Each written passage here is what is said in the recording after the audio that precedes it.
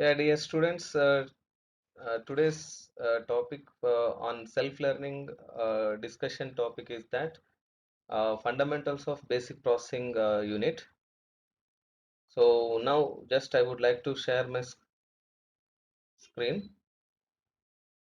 So I prepared this video for better understanding of this self-learning topic on fundamental concepts of basic processing unit.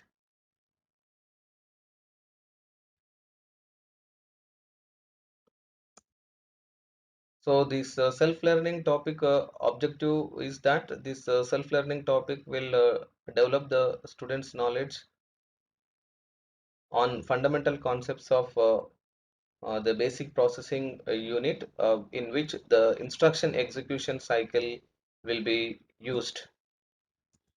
So what are the fundamental concepts here? So to execute an instruction, the processor has to perform the following steps.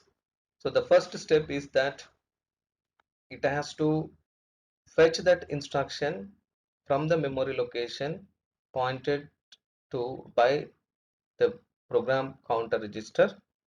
Okay, so that means it has to fetch the instruction from the memory. So how the processor will know that which instruction has to be fetched? So that memory address location will be stored in the program counter register. Then that is nothing but so the contents of PC is loaded into the instruction registers after fetching that instruction. Then increment the program counter to point to the next instruction. So assuming that the memory is a byte addressable and every instruction is occupying 4 bytes, then we are incrementing the PC by 4. So that we are doing PC equal to contents of PC plus 4. Then the third step is that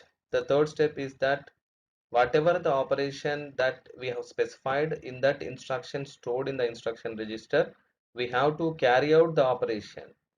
Okay, so the instruction is stored in the instruction register. Fine. So whatever the operation that will be there in that particular instruction, so it has to be carried out that particular operation. So this is what the basic steps that the processor has to perform to execute an instruction. So fetching an instruction and loading it into the IR is usually referred to as the instruction fetch phase. So this is the first. So fetching an instruction and loading it into the IR instruction register is usually referred to as the instruction fetch phase. Performing the operation specified in the instruction constitutes the instruction execution phase. So we have broadly two important phases which we already discussed in the previous classroom discussion topic itself. Instruction execution cycle is mainly involving two steps: instruction fetch and then execution phase. So what are these operations that are carried out by this processor? The operation specified by an instruction can be carried out by performing one or more of the following actions. So it has to read the contents of a given memory location and load that into the processor register. Okay, sometimes the memory you have to load it and read the data from one or more processor registers. You require to read the data from processor registers also, and then we have to perform an arithmetic or logic operation and then place the result back into a processor register. So these are the important operations that are carried out by the processor when the instruction has to be executed. And then we have to store, after completion of the instruction execution, we have to store the data from the processor register into a given memory location. Okay, so these are the different types of hardware components, so please try to understand that. So these hardware components are very similar to the functional units of a computer, okay, that we have already seen. Okay, so register files will be there, so which is the general purpose registers which are there. All those general purpose registers collectively call it as a register file. This is one component. And then we have this arithmetic and logic unit. This is another component. and instruction register, and then program counter register. So instruction address generator, which is incremented automatically by the word length every time once the instruction is loaded into this IR register.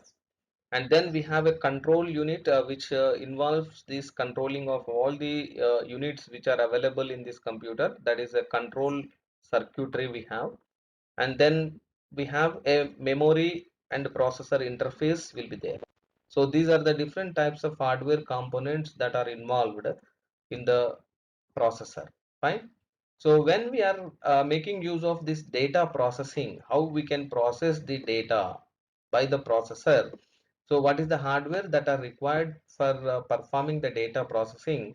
So if you see that, so we have a two-stage process will be used here. So we are making use of the combinational block diagram we are using here. So the operation performed by the combinational block in the below of figure may be quite complex here, but it can often be broken down into several simpler steps where each step is performed by a sub-circuit of the original circuit. So these sub-circuits can then be cascaded into a multi-stage structure that we will see. And then if n stages are used, the operation will be completed in n clock cycles. So since these combinational subcircuits are smaller, they can complete their operation in less time, and hence a shorter clock period can be used here.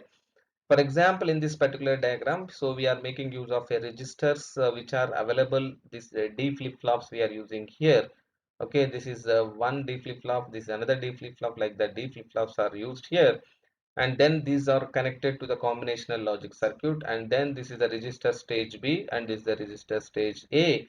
So again in register stage B also we are making use of this D flip-flops, and these D flip-flops uh, input, one of the inputs we have taken here is the clock cycle. So this clock cycle will be used for select for triggering of this particular register, so that the data will be moved from one stage to the another stage by making use of some combinational logic circuit. So that is how the data will be processed here.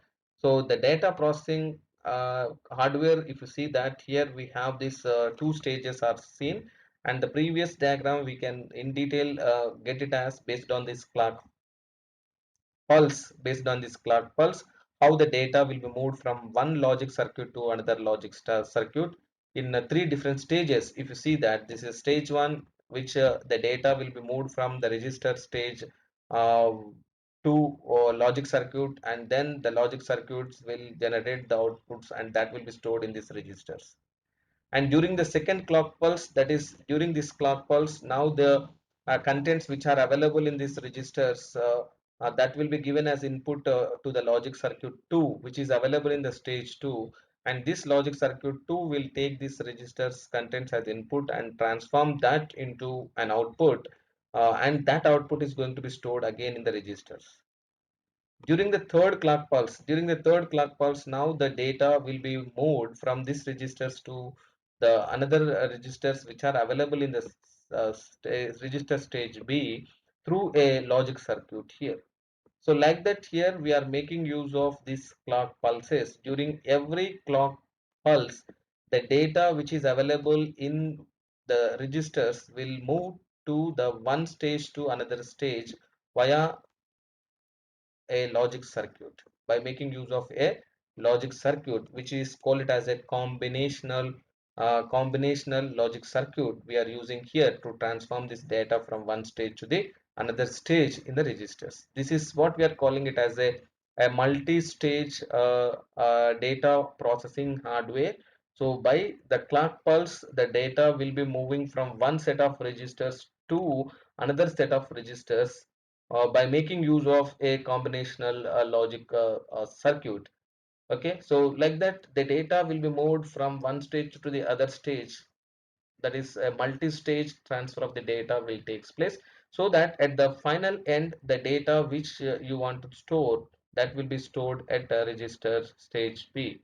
And these registers which are available at the stage A, this is what we are calling it as a source registers data, and this is registers which are available at a stage B. This is what we are calling it as a required destination registers data we are storing here. So this is what we are calling it as a data processing hardware, which is used in this particular data processing unit. After completion of this today's lecture, you should able to understand the basics of the instruction execution, how the instruction will be get executed, and how the data will be transformed from one stage of registers to the other stage of the registers by making use of these logic circuits. So that is a multi-stage data processing unit, how it will be developed. Fine. So this is how this self-learning topic on these fundamentals of basic data processing is better understand. Okay, so thank you one and all. Thank you for your watching of this video on self-learning topic.